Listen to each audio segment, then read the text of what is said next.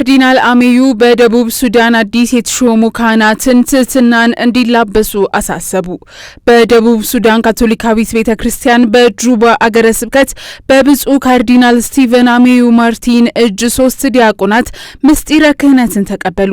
በዚህ መርሃ ግብር ባስተላለፉት መልእክት ካህናቱ ትህትናን፣ ታዛዥነትን፣ ይቅርባይነትን እንዲከተሉ አሳስበው ክህነትን እንደ ልዩ መብት ወይም ማህበራዊ ደረጃ አድርጎ ከመመልከት እንዲቆጠቡም አስጠንቅቀዋል። የክህነታዊ እረኝነት አገልግሎት ከክርስቶስ ከቤተ ክርስቲያንና ከጳጳሳት ጋር ጥብቅ ቁርኝትን የሚጠይቅ ከባድ ጥሪ መሆኑን ገልጸዋል።